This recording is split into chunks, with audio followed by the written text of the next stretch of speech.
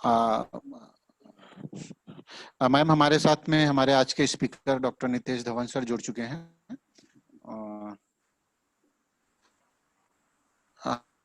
हम आपसे निवेदन करते हैं आज के इंट्रोडक्टरी वक्तव्य के लिए। धन्यवाद डॉक्टर जितेंद्र जी। और मैं पूरे विवेक कॉलेज बिजनौर के परिवार की ओर से हमारे आज के स्पीकर डॉक्टर नितेश धवन जी का बहुत बहुत आज के वेबिनार में स्वागत करती हूँ।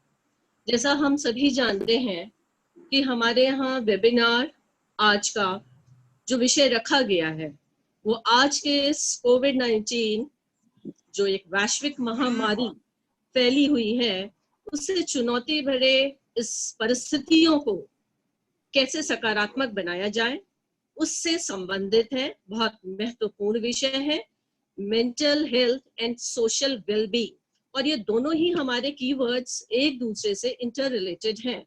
बिना मेंटल हेल्थ के सोशल वेलबींग की कल्पना करना भी शायद संभव नहीं है।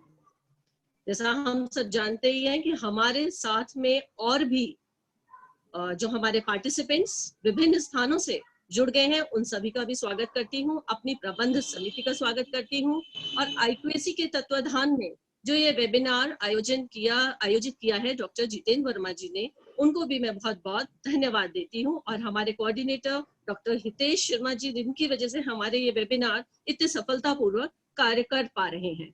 तो आज का जो हमारा ये टॉपिक है कि परिस्थिति बदलने के लिए मन स्थिति को बदलना बहुत जरूरी है, और इसमें हम सब बहुत भाग्यशाली हैं कि हमारे स्पीकर जो हैं हमारे साथ जुड़े हुए हैं और वो आज के इस सुंदर व्याख्यान के लिए हम सबको ज्ञान और ऊर्जा के साथ हमारे इस सेशन को पूरा करेंगे।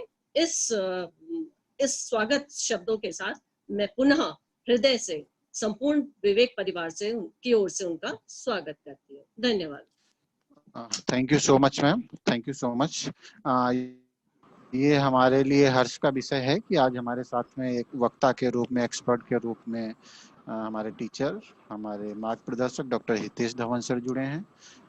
डॉक्टर धवन सर वर्तमान में असिस्टेंट कमिश्नर वाराणसी डिवीजन में गवर्नमेंट ऑफ उत्तर प्रदेश के साथ में काम कर रहे हैं, के पद पे काम कर रहे हैं। इससे पूर्व आप समीक्षा अधिकारी भी रहे हैं उत्तर प्रदेश सचिवालय में 2001 से 2011 तक। इन सब के अलावा आप प्रशासनिक अधिकारी होने के साथ साथ में आपका शिक्षण में किस तरीके का रुचि है वो आपके व्यक्तित्व में झलकता है। आप विजिटिंग फैकल्टी के रूप में department of social work Lucknow university में काम करते रहे हैं समय समय पर, जिसमें master of public health and community medicine और diploma in counselling and communication में अपनी विशेषज्ञता प्रदान करते रहे हैं। साथ साथ में विजिटिंग फैकल्टी के रूप में आप टाइम्स बिजनेस स्टडीज में भी लखनऊ में भी कार्य कर चुके हैं, जिसमें अपनी विशेषज्ञता के आधार पे वहाँ पे बच्चों के साथ जुड़ते रहे हैं। आपने MSW की उपाधि लखनऊ विश्वविद्यालय से 2000 में प्राप्त की। 2004 में आपने Delhi school of social work Delhi university से आपने MPhil की उपाधि, और 2009 में आपने PhD लखनऊ यूनिवर्सिटी की उपाधि प्राप्त की है। साथ में 2000 में आपने इंडिया का प्रेस्टिजियस एग्जाम UGC नेट को आपने क्वालिफाई किया है। आपकी शिक्षण, आप प्रशासनिक अधिकारी के साथ साथ में जो आपकी शिक्षण में रुचि है वो आपके लेखन में भी झलकती है सर, जिसमें आपने टाटा मैग्रा हिल के द्वारा आपकी पब्लिश पुस्तक social work for UGC net, जो राष्ट्रीय स्तर पर इसको सराहना प्राप्त हुई है, आपके द्वारा लिखी गई है। Social work prospective philosophy and methods Bharat publication के द्वारा पब्लिश की गई, जिसको राष्ट्रीय स्तर पर सराहा गया सिविल सर्विसेज के क्षेत्र में। आप सब्जेक्ट के साथ साथ में आपने कविताओं में भी लेखन किया है और कई सारी समस्याओं पे भी किताब लिखी है, जिनमें नए क्षितिज के खोलो द्वार विशेष रूप से सराही गई है। और कविता संग्रह के रूप में आपकी किताब आवरण के पीछे से, जिसमें कलेक्शन ऑफ पोएम है, वो भी आपके द्वारा लिखी गई है। इसके साथ साथ आप विभिन्न मैगजीन्स में रेगुलर कंटेम्प्रेरी विषयों पर आप अपना मत देते रहे हैं, जिसमें करिकुलम ई मैगजीन करिकुलम में आप नियमित लेखक हैं। साथ साथ में आप दिग्दर्शक करके मैगजीन में भी आप वर्तमान समय में कॉलम लिखते रहे हैं।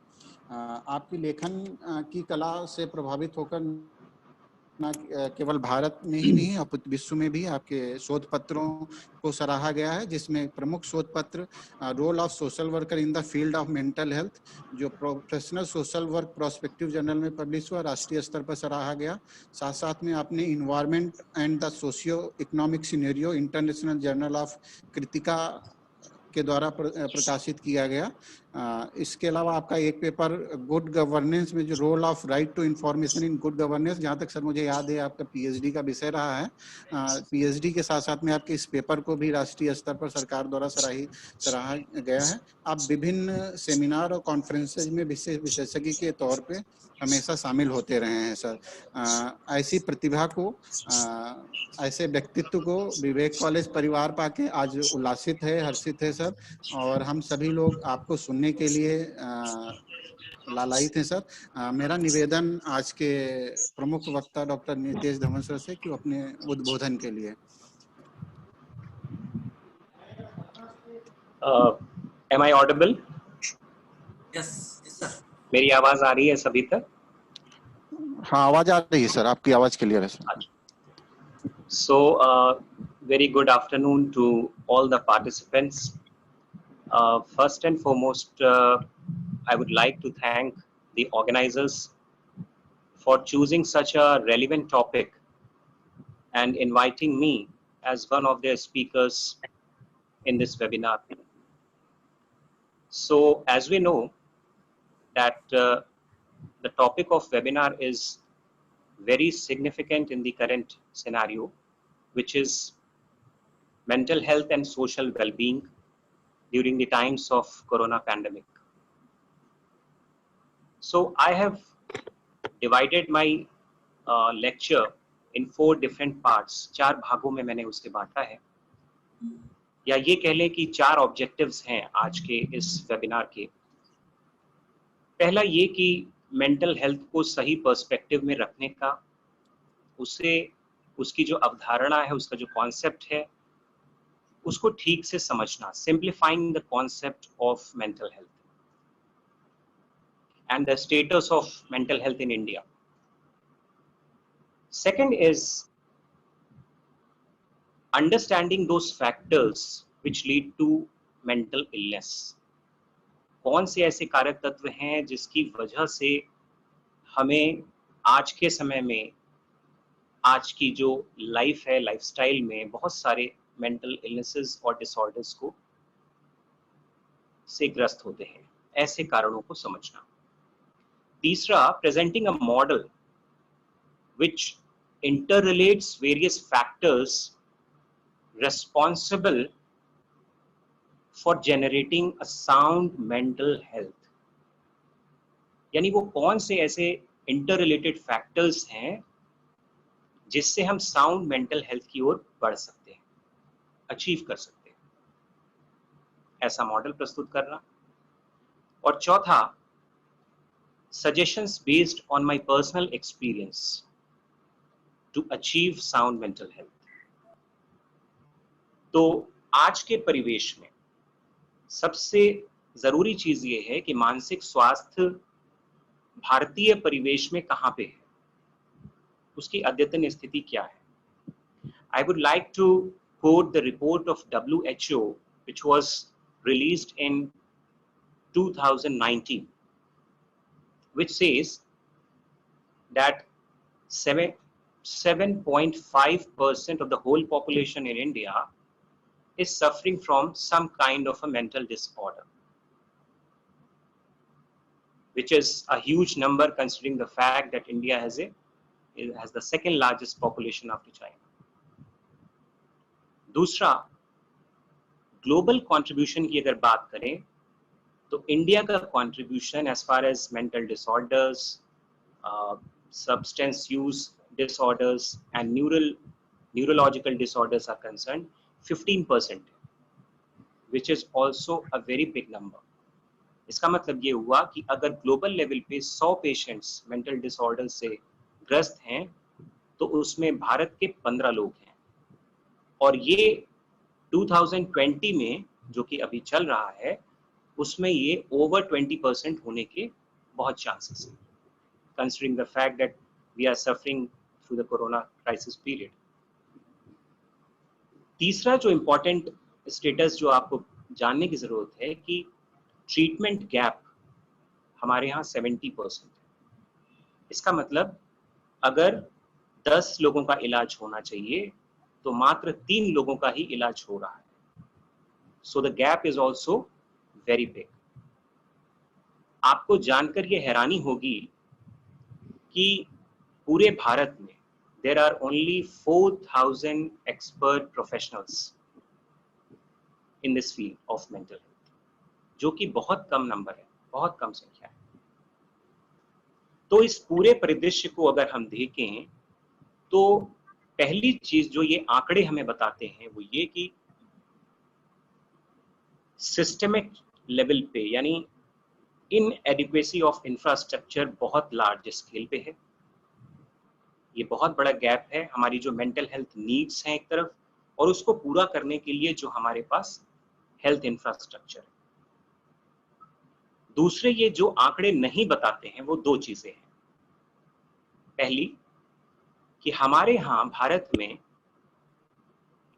अगर किसी व्यक्ति को ये पता लगाना हो कि मेंटल हेल्थ कैसी है, मेंटल हेल्थ उसकी कैसी है, तो lack of information for assessing the mental health status of a person, ये एक बहुत बड़ा फैक्टर है इंडिया में। यानी हमारे पास वो जानकारी नहीं है जिससे हम ये एसेस कर सके कि हमारा मेंटल हेल्थ स्टेटस कैसा है। दूसरा जो महत्वपूर्ण फैक्टर है और जो बहुत इन्फ्लुएंस करता है मेंटल हेल्थ के कॉन्सेप्ट को इंडिया में, दैट इज सोशल स्टिग्मा। यानी कोई भी व्यक्ति अगर मानसिक रूप से स्वस्थ नहीं पाया जाता है तो हमारा समाज एक सोशल लेबलिंग, एक टैग लगा देता है, जिसकी वजह से बहुत सारे लोग जो मानसिक रूप से अस्वस्थ हैं, who are mentally ill or suffering from different kind of mental disorders, वो अपनी बात शेयर नहीं करते। तो इन दैट वे हमारे सामने अगर हम पूरा परिवेश देखें तो there are 3 different challenges. First is the inadequacy of infrastructure in the mental health field. Second is lack of information for assessment of mental health status. And the third is social stigma. ये पूरा परिवेश है आज की scenario. इसके बाद अगर mental health को हमें ठीक से समझना है, हर किसी का एक अपना कॉन्सेप्ट है, we all have our own concepts regarding mental health, मगर थोड़ा उसको और क्लैरिफाई करेंगे, थोड़ा उसको सिंप्लीफाई करेंगे और आज की जो परिस्थिति है उससे जोड़ने की कोशिश करेंगे। पहली जो समझने की जरूरत है, for example we take this pandemic. हम सवेरे से शाम तक बहुत सारी इंफॉर्मेशन ग्रहण कर रहे हैं लोगों से, इलेक्ट्रॉनिक मीडिया से, सोशल मीडिया से। We are gathering lot of information and different people have different responses to the same situation. यानी उसी इंफॉर्मेशन को बहुत सारे लोग ले रहे हैं, लेकिन सबकी प्रतिक्रियाएं, सबका रिस्पॉन्स अलग अलग है। तो जब हम कोई इंफॉर्मेशन मेंटल हेल्थ की सुनते हैं या कोरोना पैंडेमिक से रिलेटेड कोई इंफॉर्मेशन हम सुनते हैं, उसे ग्रहण करते हैं, उसको परसीव करते हैं, उसको प्रोसेस करते हैं, फिर उसी के साथ एक फीलिंग कंपोनेंट है जिसको हम अफेक्टिव कंपोनेंट कहते हैं। यानी हम कैसा महसूस करते हैं उस जानकारी को लेने के बाद। और तीसरा ये, how do we respond to that situation, to that situation. After processing the information and the feeling component, how do we respond to the given situation? तो इसका मतलब क्या हुआ कि अगर पूरे मेंटल हेल्थ सिनेरियो को हम देखें तो there are 3 important components. First is the cognitive part. That is how we process information. हमने information सुनी, समझी, process की। दूसरा, हमने उस इंफॉर्मेशन को ग्रहण करने के बाद क्या फील किया, what are the feeling factors, how do we feel after perceiving that information, वो है हमारा affective component। और तीसरा फैक्टर जिसको हम कहेंगे द बिहेवियरल रिस्पॉन्स। इसका मतलब ये हुआ कि इंफॉर्मेशन आने से और इंफॉर्मेशन के प्रति रिस्पॉन्स देने के बीच जो कॉग्निटिव और अफेक्टिव फैक्टर्स हैं वो बहुत इंपॉर्टेंट हो जाते हैं। तो पूरे मेंटल हेल्थ को हम इस तरह से कह सकते हैं कि the mental health is a state of mind. ये वो एक मानसिक स्थिति है। शुरुआत में मैम ने बहुत अच्छी बात कही कि परिस्थिति के अनुसार हमें अपनी मन स्थिति को बदलना बहुत जरूरी है। ये उसी मन स्थिति को समझने के अलग अलग फैक्टर्स हैं, कारक तत्व हैं, जिसमें हमने cognitive factors, affective factors and the behavioural responses को देखा। तीसरी जो समझने की बात है वो ये है कि हम आखिर मेंटल हेल्थ को क्यों स्टडी करें, why it is so important. तो समझने की जरूरत यह है कि जीवन की जैसी आवश्यकताएं हैं, the demands of the life, of the modern day life involve lot of pressures, lot of stressors, बहुत सारे स्ट्रेस हैं। और हमें ये कुछ मूलभूत चीजों को समझना ये जरूरी है कि आज के परिवेश में, आधुनिक युग में, जब लाइफ बहुत कॉम्प्लेक्स होती जा रही है तो दो तीन चीजें हमें एज्यूम करनी पड़ेंगी। वो ये, पहली चीज ये है कि समस्याएं कभी खत्म होने वाली नहीं है। Problems will keep coming, one problem you will solve and the other will rise. Problems are never going to end. तो बदलने की क्या जरूरत है कि हमें यह समझना पड़ेगा उन प्रॉब्लम्स में से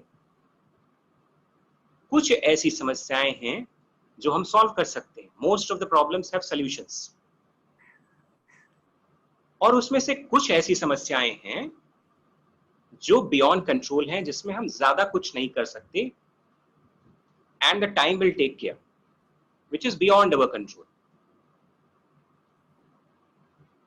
तो मेंटल हेल्थ इसलिए जरूरी है क्योंकि हमारी जो लाइफ की डिमांड्स हैं वो पहले से ज्यादा बढ़ गई हैं, बहुत प्रेशर्स हैं, बहुत तनाव हैं, और इस वजह से we need to improve our psycho social competence, our adaptability, achieving balance in life. This is the goal, this is the objective for studying the mental health in today's perspective. तो आप अब एसेस कैसे करें कि आपका mental health status है क्या? What is the mental health status of a person, से for me? Then I have to ask certain questions. कुछ सवाल अपने आप से पूछने पड़ेंगे।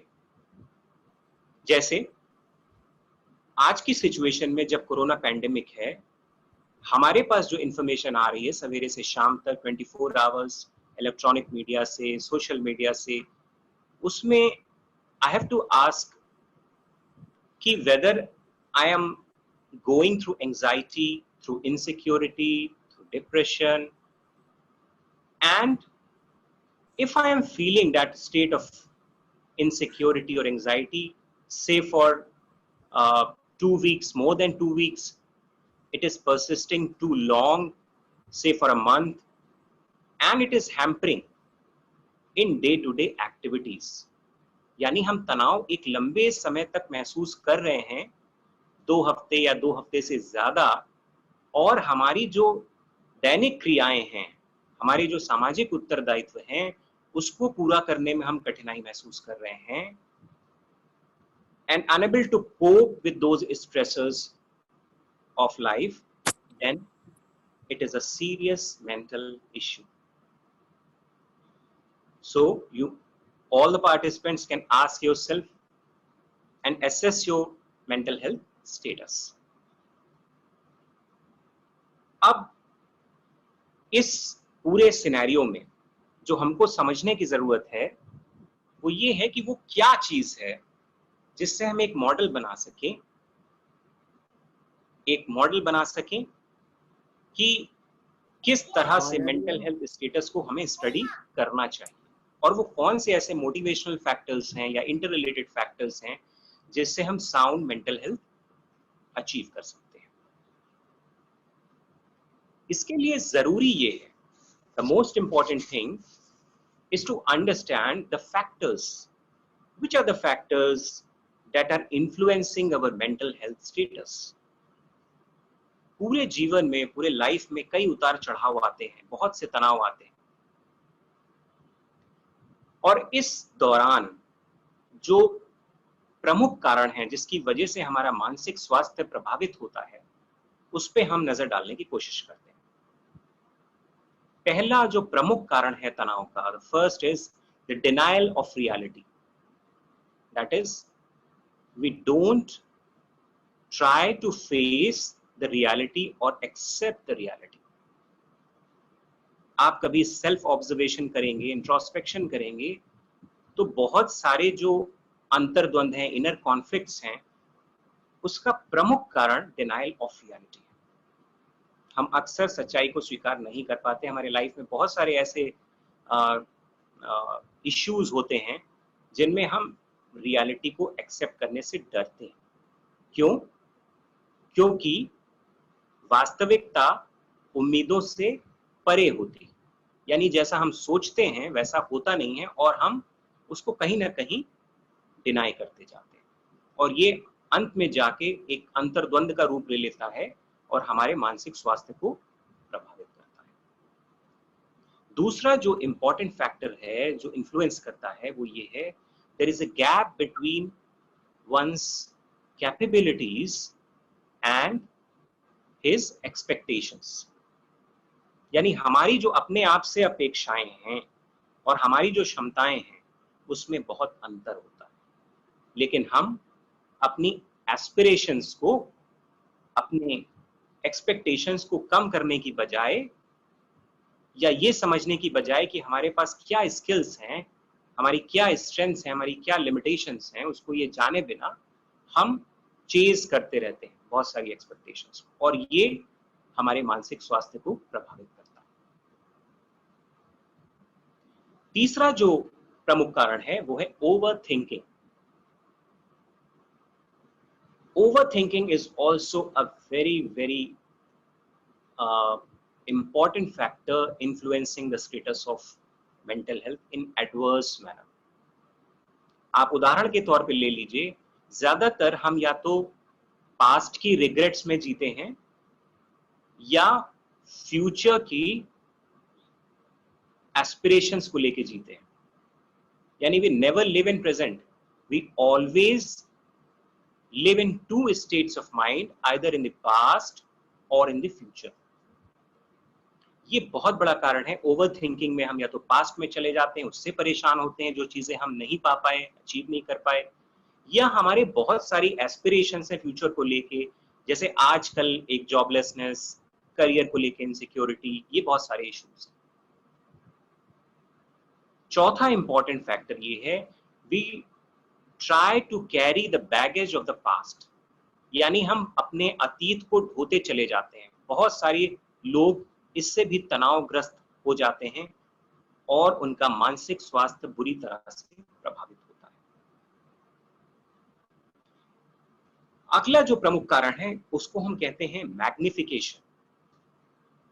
मतलब अगर कोई छोटी सी समस्या है और उसको हम मैग्नीफाई करके, मैग्नीफाइंग लेंस के साथ देखें, तो वो समस्या बड़ी लगने लगती है। इसी से मिलता जुलता है जिसको हम कहते हैं आर्बिट्रेरी इन्फ्रेंस, यानी बिना किसी एविडेंस के, तथ्यों के अभाव में हम समस्याओं का कारण कुछ ऐसे ही काल्पनिक तौर पे लगा लेते हैं। बिना रैशनैलिटी के हम सोचते हैं और तनावग्रस्त हो जाते हैं। जैसे बहुत सारे लोग इस पैंडेमिक में भी बहुत सारी कल्पनाएं, बहुत सारी ऐसे रीजंस दे रहे हैं जो साइंटिफिक नहीं है, और इसकी वजह से भी हम तनावग्रस्त हो जाते हैं। फियर ऑफ अननोन हमारे अंदर डेवलप हो जाता है। अगला फैक्टर है पर्सोनिफिकेशन, यानी जितने भी चीजें हमारी जीवन में बुरी हो रही हैं उसका उत्तरदायी हम स्वयं को मान लेते हैं। यानी हम जो कुछ भी गलत हो रहा है हमारे जीवन में, हम ये कहते हैं कि हम उसके लिए जिम्मेदार हैं, और इस वजह से हम बहुत तनावग्रस्त हो जाते हैं। एक और प्रमुख कारण जो है जिसको हम कहते हैं सेलेक्टिविटी, यानी बहुत सारे रीजंस में से कुछ ऐसी चीज हम ढूंढ लेते हैं और उसी पे फोकस करना चालू कर देते हैं। जैसे कोरोना पैंडेमिक में अगर आप संख्या देखें तो विश्व में बहुत बड़ी है, इंडिया के कॉन्टेक्स्ट में देखें तो आप बहुत बड़ी समस्या है, लेकिन बजाय इसके हम ये देखें कि रिकवरी रेट हमारा 1/3 है, हम ये देखें कि कितने लोग मर रहे हैं, कितने लोग जो है रोज संक्रमित हो रहे हैं। अगर हम इस पे फोकस करेंगे, सेलेक्टिव ऑब्जर्वेशन करेंगे, तो भी हम तनावग्रस्त हो जाएंगे। तो इन सारे फैक्टर्स को देखने के बाद हमें एक ऐसे मॉडल की जरूरत है। We require a model which can help us to achieve sound mental. वो क्या हो सकता है? पहली चीज हमें ये जानने की जरूरत है कि हमारे जीवन में जो अभाव है, जो कमी है, वो जीवन कौशल की है, जिसको हम लाइफ स्किल्स कहते हैं। There are two important factors which are life skills and emotional intelligence, which can help us to achieve sound mental health. लेकिन इससे भी पहले लाइफ स्किल्स पे हम आए या हम इमोशनल इंटेलिजेंस पे आए, उससे पहले 3 प्रमुख कारक तत्व ऐसे हैं जो हमारी लाइफ स्किल्स को अचीव करने में हमारी मदद करते हैं या उन्हें प्रभावित करते हैं। वो क्या है? फर्स्ट इज एटीट्यूड, यानी हमारी मनोवृत्ति, सीखने की मनोवृत्ति। The attitude which can be positive, which can be negative. Second are the values.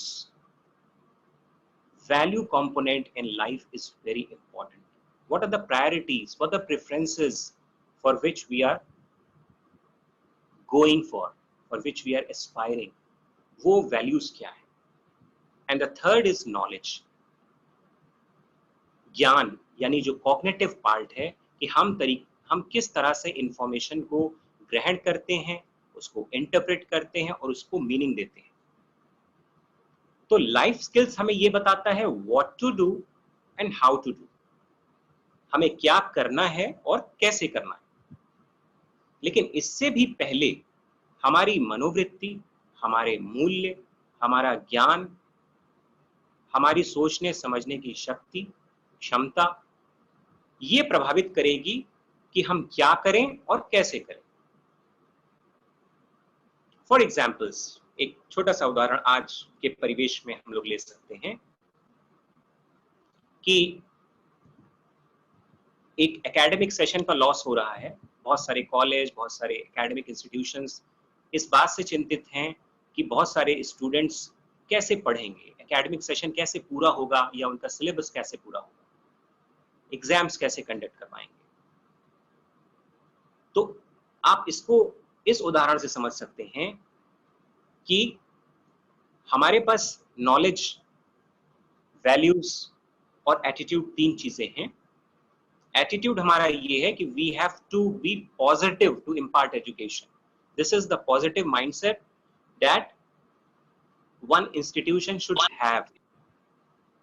Second is the value of commitment to education. This is the priority of the education system, of the institution, to impart education to the students. That dedication and commitment is the value component. And the third one is the knowledge.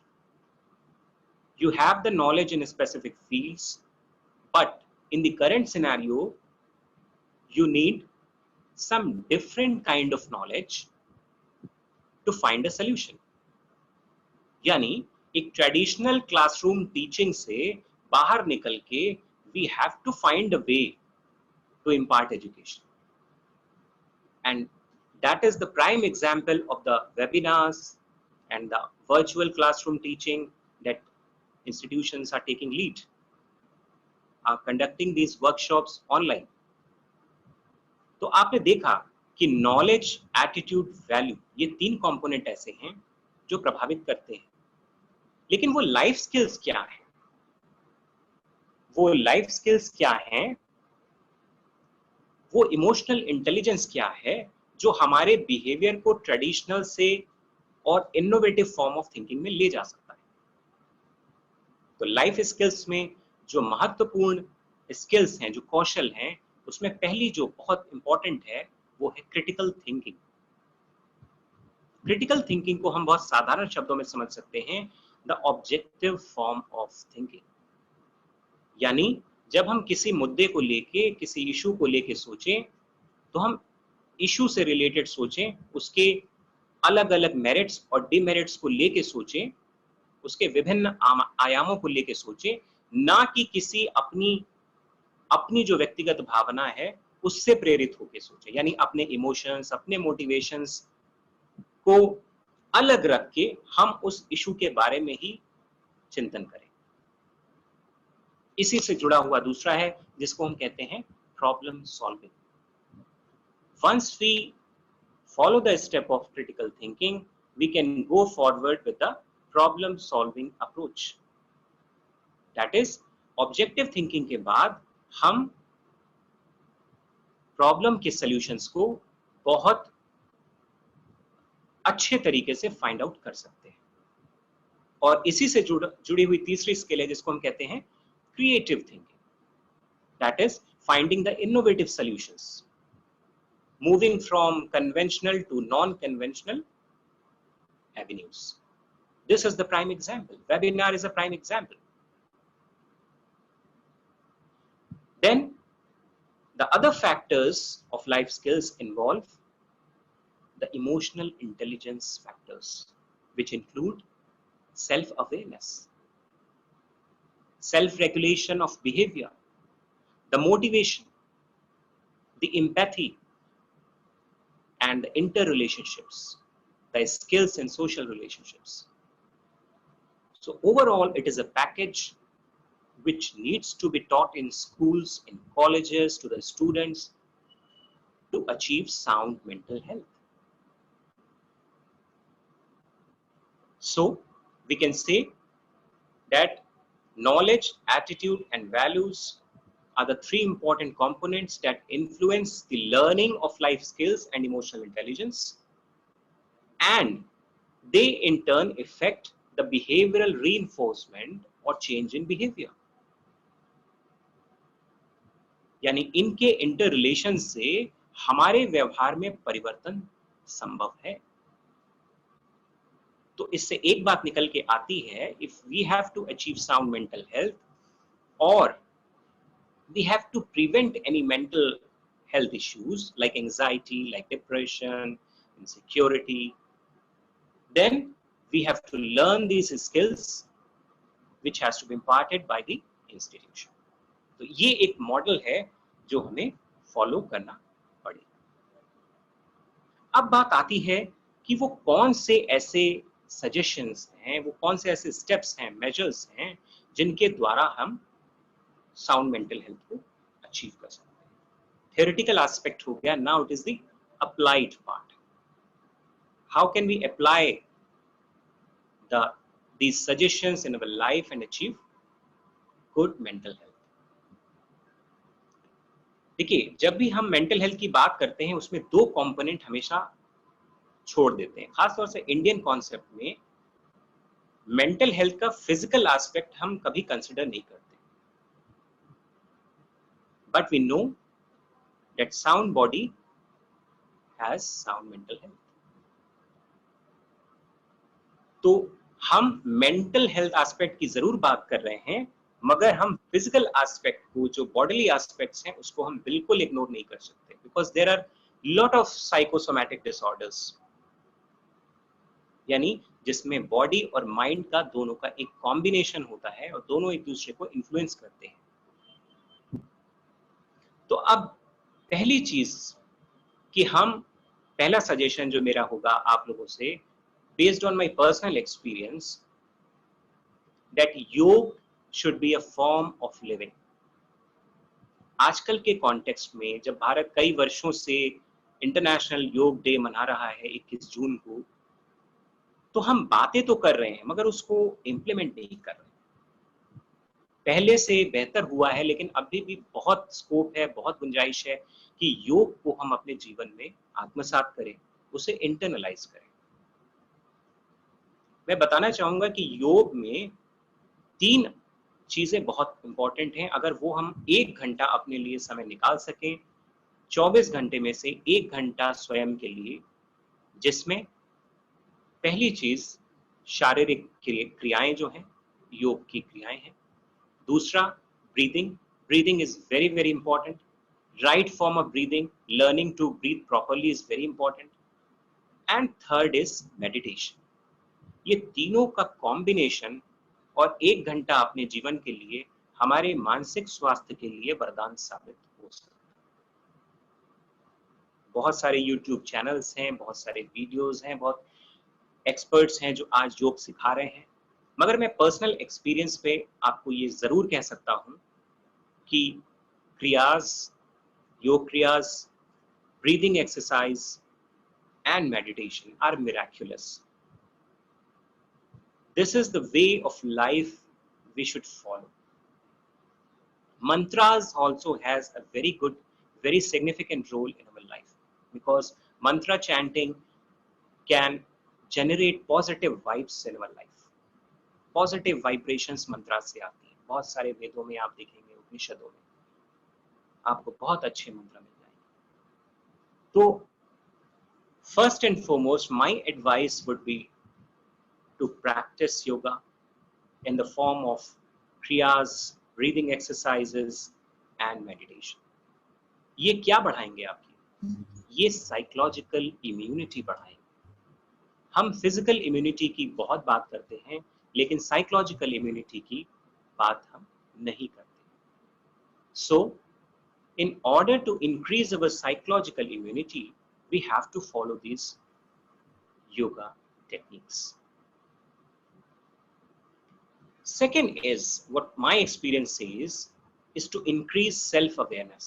Self-awareness के बारे में हम बहुत बात करते हैं, जो लोग स्टूडेंट्स भी हैं, जो एकेडमिशियंस भी हैं, वो भी बात करते हैं सेल्फ-अवेयरनेस के बारे में। लेकिन सेल्फ-अवेयरनेस की कैसे जाए, जनरेट कैसे की जाए, ये आए कैसे? इसका एक बहुत अच्छी टेक्निक है जिसको मैंने कहा है stop and watch. All the participants can apply this technique in their lives. Stop and watch. For example, any moment, आप किसी भी क्षण में आप इसको कर सकते हैं। For example, अभी ही कर सकते हैं। आप अपने आप को रोकें और observe करें। The moment you start observing yourself, your thoughts and feelings disappear. You suddenly come to a position of relaxation. Your thoughts disappear. निर्विचार हो जाते हैं, उस समय कोई thought नहीं रहता। Apply this technique as many times as you can in 24 hours and you will find the result. आपका जो self awareness है, self awareness से जो मतलब है मेरा, वो ये है कि watchfulness हमारी बढ़ जाती है, mindfulness बढ़ जाती है, यानी जो भी काम हम करते हैं होश के साथ करते हैं। यानी हम किसी इमोशंस में नहीं जाते हैं, हम किसी सब्जेक्टिव फॉर्म ऑफ थिंकिंग में नहीं जाते हैं, हम होश में रह के और कार्य करना चालू करते हैं। It gives you a sense of new energy, it gives you a new observation about yourself. आपके बारे में आपके ऑब्जर्वेशंस और गहरे होते जाएंगे। You will know yourself better. ये बहुत इंपॉर्टेंट है कि आप इसको अप्लाई करें। और शुरू की जो 3 टेक्निक्स हैं, ब्रीदिंग, दैट इज ब्रीदिंग में 3 चीजें, भस्त्रिका, अनुलोम विलोम प्राणायाम एंड कपालभाति। ये 3 टेक्निक्स को आप ब्रीदिंग में जरूर करें। यूट्यूब चैनल से आप कभी भी सीख सकते हैं। ये भी आपका सेल्फ अवेयरनेस लेवल बहुत बढ़ा सकते हैं। तो योग क्रियास के बाद सेल्फ अवेयरनेस को आप बढ़ा सकते हैं थ्रू योग क्रियास, मेडिटेशन एंड प्राणायाम। इसके बाद जो समझने की जरूरत है कि once we increase our self awareness, we are in a position to regulate our behaviour, यानी जैसे ही हमें पता लगता है, अपने बारे में ज्ञान होता है, ज्ञान बढ़ता जाता है, हम अपने व्यवहार को संचालित कर सकते हैं, रेगुलेट कर सकते हैं। यानी अगर हम गलत दिशा में जा रहे हैं तो हम रेगुलेट कर सकते हैं, पॉजिटिव और नेगेटिव थॉट्स को हम बेटर वे में कंट्रोल कर सकते हैं। ये बहुत इंपॉर्टेंट है। तीसरी चीज जो जानने की जरूरी है वो ये है कि we should identify the mental blocks. बहुत सारे मेंटल ब्लॉक्स हमारे अंदर भरे हुए हैं और ये हमारे मोटिवेशन को, हमारी अभिप्रेरणा के स्तर को प्रभावित करते हैं। वो मेंटल ब्लॉक्स क्या हैं? क्लैरिटी ऑफ गोल ना होना, लक्ष्य के बारे में सही नॉलेज ना होना, सेल्फ डाउट्स होना, लैक ऑफ सेल्फ बिलीफ होना, और साथ ही साथ दूसरों से इन्फ्लुएंस होके अपने लक्ष्य निर्धारित करना। ये कुछ मेंटल ब्लॉक्स हैं जो हमारी मेंटल हेल्थ को प्रभावित करते हैं। तो जब हम सेल्फ अवेयरनेस की ओर बढ़ेंगे, जब हम सेल्फ रेगुलेशन की ओर बढ़ेंगे, then we can also regulate our motivational factors. So self awareness is the key. तीसरी चीज जो जरूरी है वो ये है कि लाइफ स्किल्स में हमें critical thinking, decision making, problem solving, ये अप्रोचेस हमें उतारनी पड़ेगी। हमें इस ओर बढ़ना पड़ेगा। हमें ये देखना पड़ेगा कि हमारे जो इंस्टीट्यूशंस हैं, एकेडमिक इंस्टीट्यूशंस, वो लाइफ स्किल्स के बारे में स्पेशल क्लासेस चलाएं और स्टूडेंट्स को लाइफ स्किल्स के बारे में जरूर सिखाएं। इसके बाद जो इम्पोर्टेंट चीज है वो ये है कि हम आजकल टेक्नोलॉजी ड्रिवन हो गए हैं। जैसे कि अभी ये प्राइम एग्जाम्पल है, but over use of technology can hamper our mental health. बहुत सारी स्टडीज ऐसी आई हैं जो ये कहती हैं कि टेक्नोलॉजी का जरूरत से ज्यादा उपयोग हमारे मानसिक स्वास्थ्य को प्रभावित कर सकता है। आप देखेंगे कि आजकल बच्चे ही नहीं, बड़े भी, सभी लोग टेक्नोलॉजी ड्रिवन हो गए। टैबलेट्स हैं, मोबाइल है, सोशल मीडिया पे बहुत ज्यादा समय व्यतीत कर रहे हैं, लेकिन अपने आप से कनेक्ट नहीं हो रहे। So what we need to do, so I would suggest कि engaging with oneself is more important than engaging with objects. That is the whole thing. Engaging with oneself is more significant than engaging with objects. Swami Vivekananda ji की बात यहाँ पे coat करना बहुत जरूरी है कि उन्होंने कहा कि यदि 24 घंटे में हम अपने आप से बात नहीं करते हैं तो एक शानदार व्यक्ति से मिलने से वंचित रह जाते हैं। तो इसका अभिप्राय यही है कि हम अपने आप से जुड़ें। Connecting with the self is the first step to achieve sound mental health. Mental health, मानसिक स्वास्थ्य के स्तर को हम उत्कृष्ट बना सकते हैं यदि हम स्वयं के लिए समय निकालने के लिए उपलब्ध हैं। हम दूसरों के लिए निकालने के लिए उपलब्ध हैं, मगर अपने आप से कनेक्ट होने के लिए we also need to recharge ourselves, and breathing, yoga kriyas, pranayam, meditation, these are wonderful techniques to connect with oneself, to increase our self awareness. और जैसा कि मैंने कहा कि एक मेंटल हेल्थ का एक स्पिरिचुअल कॉन्सेप्ट भी है। स्पिरिचुअल कॉन्सेप्ट, जैसा मैम ने बहुत सुंदर बात शुरू में कही थी, मैं उसको दोहराना चाहूंगा कि कोई भी परिस्थिति हो, लेकिन अगर हमारी मानसिक स्थिति, हमारी मन स्थिति अच्छी है तो हम किसी भी परिस्थिति से, विपरीत परिस्थिति से निपट सकते हैं। तो मुझे पूरी उम्मीद है कि ये पूरा जो मैंने कोशिश करी कि समग्र रूप से आपको एक मेंटल हेल्थ के बारे में जो विभिन्न जानकारियां हैं, जो अलग अलग पहलू हैं, उसके आयाम हैं, हम कहाँ आजकल हैं मानसिक स्वास्थ्य के स्तर को लेके और हमें क्या करना चाहिए, उस पे मैंने प्रकाश डालने का अपना भरसक प्रयास किया है। उम्मीद है कि आपको जरूर ये कुछ यूजफुल लगा होगा। और जितेंद्र से मैं कहूँगा कि यदि कुछ लोग चाहें तो अपने प्रश्न भी पूछ सकते हैं। Thank you so much sir. हमारे पास सर दो प्री क्वेश्चंस थे जिसको आपने कवर कर लिया है, लेकिन फिर भी मैं पढ़ देता हूं अगर आप उसमें कुछ और ऐड ऑन करना चाहें सर।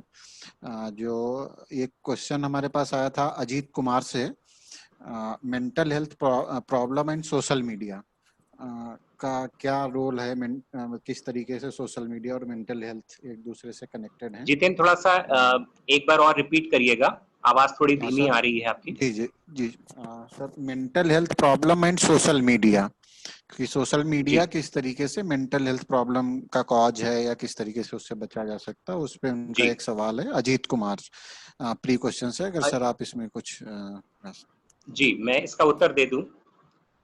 अजीत जी ने यह सवाल किया है कि सोशल मीडिया हमारी मेंटल हेल्थ को कैसे प्रभावित कर रहा है। बहुत अच्छा प्रश्न है, और जैसा मैंने कहा कि we are moving towards a technological driven society, और इसमें सोशल मीडिया का इम्पैक्ट बहुत ज़्यादा है। सोशल मीडिया पे अगर आप देखें तो बहुत सारे इश्यूज हैं, खासतौर से इश्यूज हैं लेके किस तरह से लोग फेक न्यूज़ को फैला रहे हैं, एक भ्रम की स्थिति है, और हमने देखा है कि आइडियोलॉजिकल वॉर्स अब सोशल मीडिया पे आ गए हैं। लोगों की अपनी प्रतिबद्धताएं हैं, उसको लेके तरह तरह की एक्सट्रीम लेवल की पोस्ट सोशल मीडिया पे आती है, और जब हम उनसे सहमत होते हैं या नहीं भी होते हैं, दोनों तरह से वो हमारे मानसिक स्वास्थ्य को प्रभावित करते हैं। क्यों? मैं आपको बता दूं, मैंने अपने डिस्कशन में एक पॉइंट रखा critical thinking. Critical thinking means objective thinking, लेकिन सोशल मीडिया पे हमारे जो इन्फ्लुएंसर्स हैं, बहुत सारे जो सोशल मीडिया के पोस्ट हैं, उनसे प्रभावित होके we are hampering our critical thinking abilities, यानी हमारी जो सोचने समझने की शक्ति है वो ऑब्जेक्टिव ना रह के बहुत सब्जेक्टिव फॉर्म ऑफ थिंकिंग होती जा रही है। यानी ऐसी पोस्ट जो हमारे आइडियाज से, हमारे थॉट से, हमारे ओपिनियन से मेल खाती है, उनको तो हम ग्रहण करते हैं, लेकिन जो हमारी विचारधारा से बातें मेल नहीं खाती हैं, उनसे हम एक्सट्रीम हद तक दूर चले जाते हैं, और इसी का एक कहीं ना कहीं सहनशीलता का एक अभाव होता है, जिसकी वजह से वह हमारे मानसिक स्वास्थ्य को विपरीत रूप से प्रभावित करता है। तो आई वुड सजेस्ट कि सोशल मीडिया पे आप रहें जरूर, लेकिन सेल्फ रेस्ट्रेंट बहुत जरूरी है, क्रिटिकल फॉर्म ऑफ थिंकिंग बहुत जरूरी है।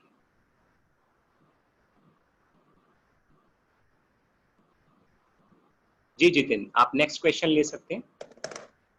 हाँ सर, एक सवाल और है हमारे पास में सर, ये है दीपक मित्तल सर की तरफ से कि लॉकडाउन में हम अपनी मतलब मेंटल हेल्थ के साथ साथ में फिजिकल हेल्थ के लिए कैसे मेंटेन करें, इस पे सर आपसे। जी बहुत अच्छा प्रश्न है। इसको हम एक क्रिकेट एनालॉजी से समझ सकते हैं।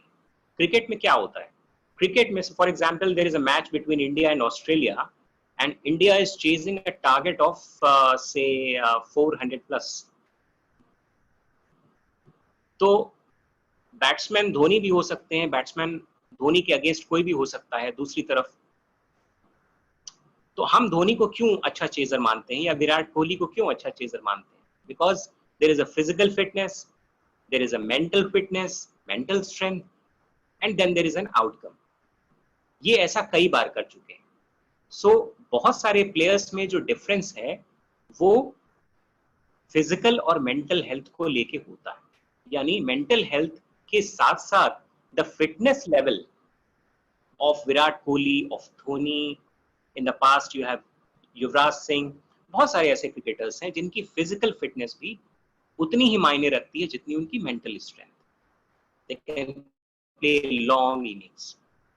तो ये मैंने एक एनालॉजी क्रिकेट की दी है क्योंकि बहुत सारे फॉलोअर्स हैं क्रिकेट के, बट अगर कॉन्सेप्चुअल वे में समझना चाहें तो मैंने अभी आपको उदाहरण दिया था कि फिजिकल जो साउंड बॉडी होती है उसमें साउंड मेंटल हेल्थ होती है, और इसीलिए योग क्रियाएं बहुत महत्वपूर्ण है। योग क्रियाओं, प्राणायाम और ध्यान से हम दोनों को अचीव कर सकते हैं, फिजिकल एज वेल एज।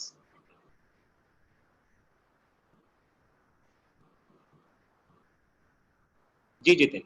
हाँ, एक मुझे लगता है ये सवाल नहीं है, कुछ उसमें ऐड ऑन है या कुछ कहना चाहिए डॉक्टर मोहिनी गौतम की तरफ से। इन लास्ट जी 50 days technology phone work from home is all exhausting.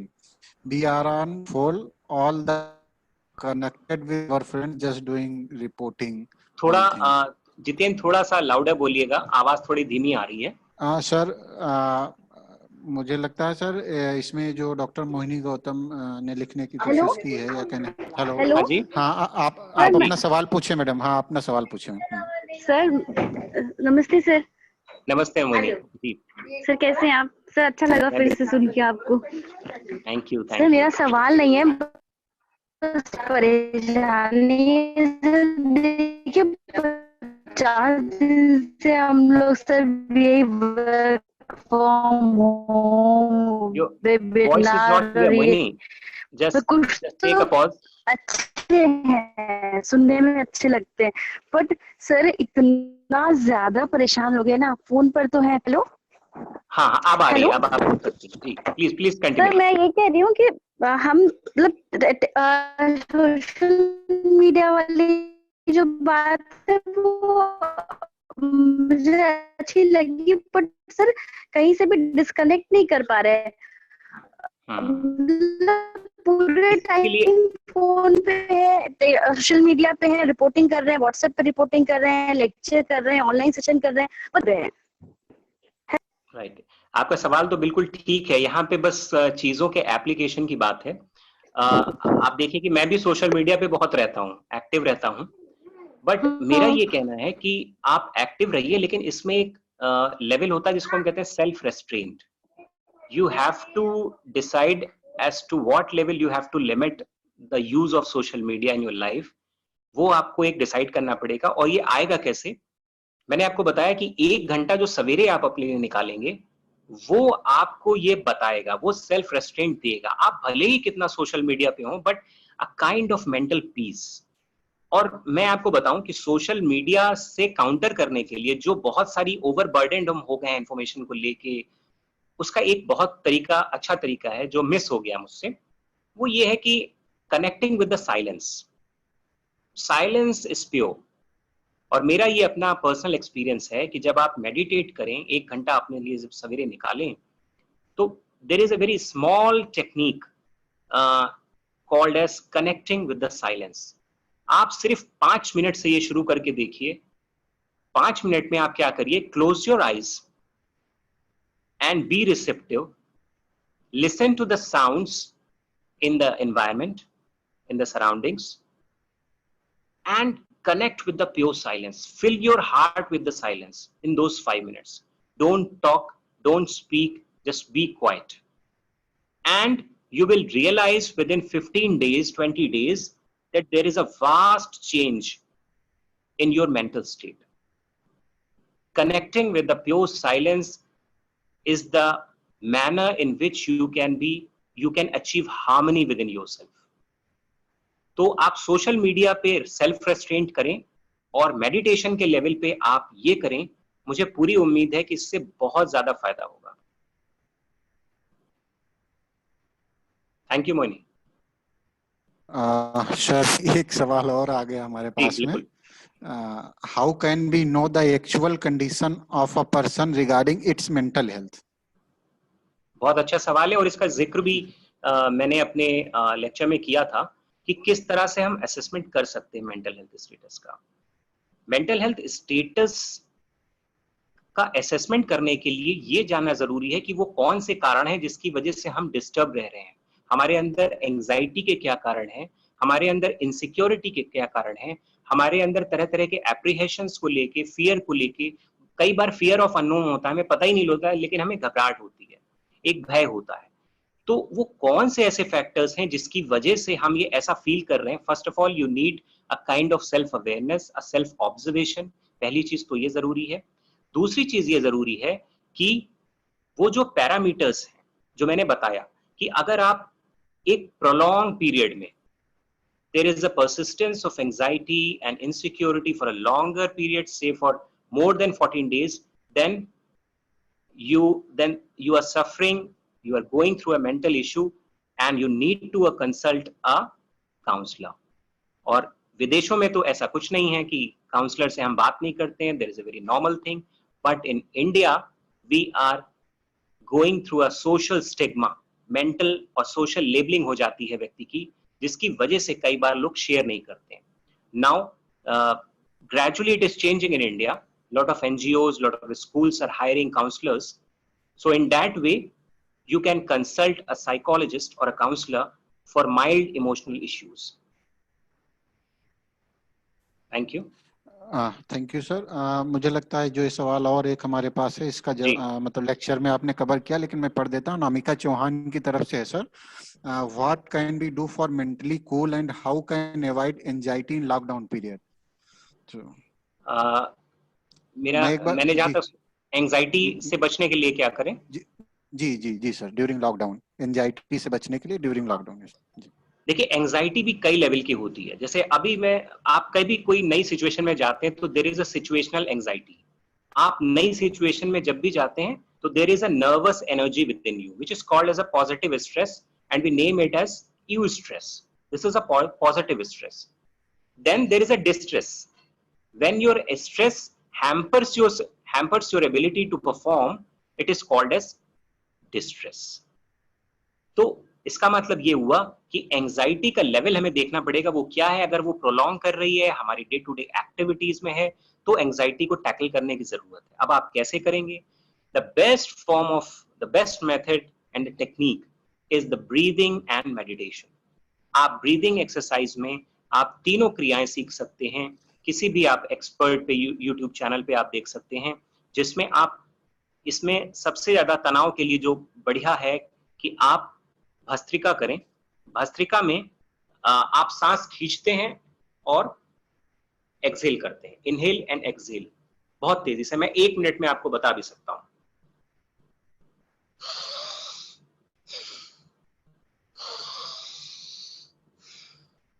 So this is the kind of breathing exercise that you can perform.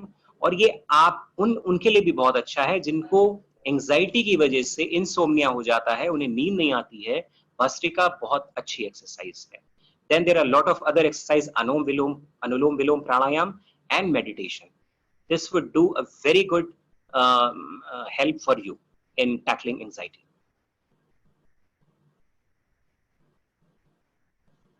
Yes, Jitin. Thank you, sir. You can take another question if there is. Thank you, sir. Sir, एक सवाल है सनी कुमार की तरफ से. What is the difference of anxiety and stress? Anxiety and stress. Yes, sir. Okay. Anxiety is one form of a stress, you can say. Anxiety leads to stress. Anxiety, when taken for a longer period of time, it persists for a longer period of time, say more than 14 days, more than 2 weeks, then it leads to a stress. तो एक प्रथम चरण आप कह सकते हैं, एक one of the factors of stress कह सकते हैं आप.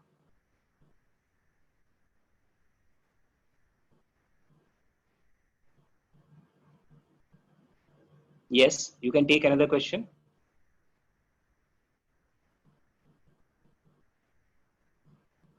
Yes, Jitin. Is there any other question? Hello. हाँ जी सर, हमारे पास सभी रिटर्न में तो जो सवाल आए थे वो इतने ही हैं जो मैंने आपके साथ साझा किया. पार्टिसिपेंट्स में से अगर कोई डायरेक्टली कोई सवाल पूछना चाह रहा है तो अपना हैंड रेज कर सकता है सर. कोई भी पार्टिसिपेंट्स अगर डायरेक्ट बात करना चाह रहा है तो वो हैंड रेज कर सकता है.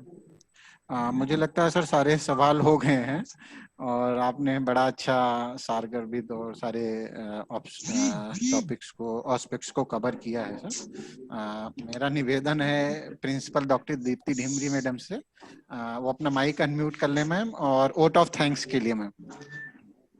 धन्यवाद एक बार फिर से मुझे जोड़ने के लिए डॉक्टर जितेंद्र जी.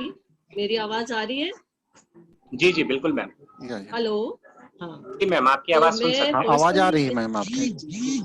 तो व्यक्तिगत तौर पे मैं सबसे पहला जो अपना वक्तव्य देना चाहती हूँ वो ये है कि मेरे जीवन की ज्ञान यात्रा का आज ये बहुत महत्वपूर्ण एक माइलस्टोन स्थापित हुआ है। और मैं सोचती हूँ कि जितने भी हमारे पार्टिसिपेंट्स और जितने भी हमारे सुन रहे होंगे लिसनर्स, उन सब के लिए भी ये बहुत ही ज्ञानवर्धक रहा होगा।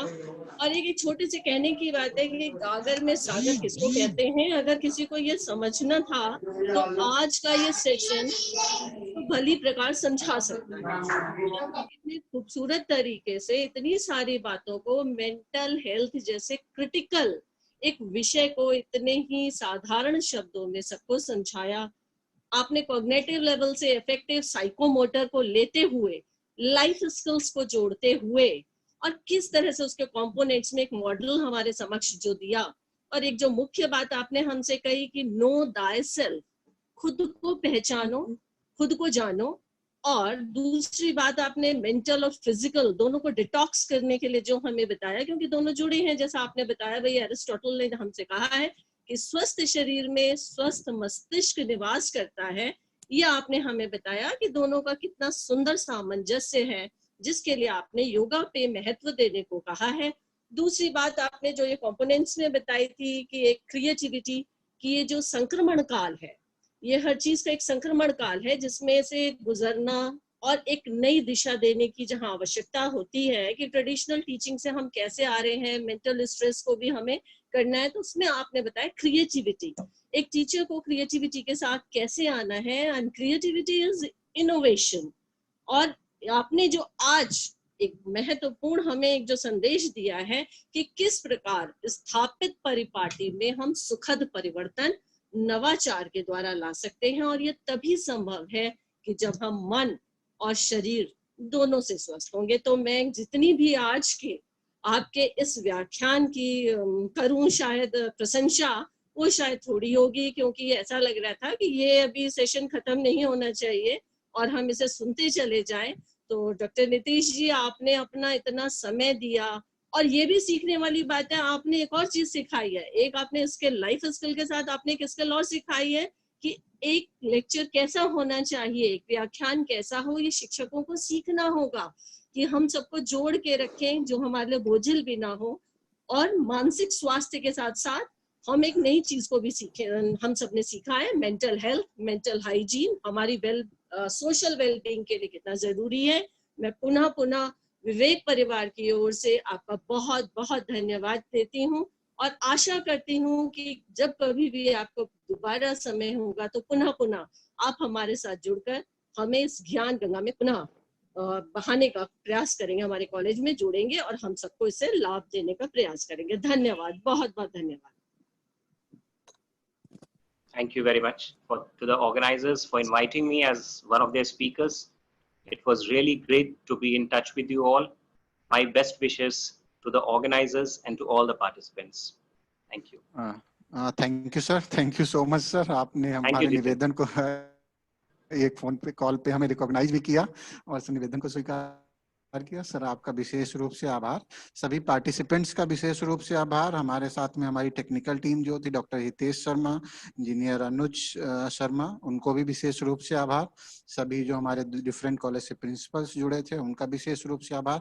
साथ साथ में हमारे प्रबंधन कारिणी के सभी सदस्यों को, चेयरमैन अमित गोयल सर का विशेष आभार। उनकी सकारात्मक ऊर्जा हमें नित्य नए प्रयास करने के लिए ऊर्जा प्रदान करती है। इंजीनियर दीपक मत्तर सर का भी विशेष रूप से आभार। Sir DK Agarwal sir, treasurer हमारे कॉलेज के सर, उनका भी विशेष रूप से आभार। थैंक यू सो मच सभी पार्टिसिपेंट्स से। फिर हम किसी नए सेशन में आपके साथ जुड़ेंगे sir. Thank you so much सभी को।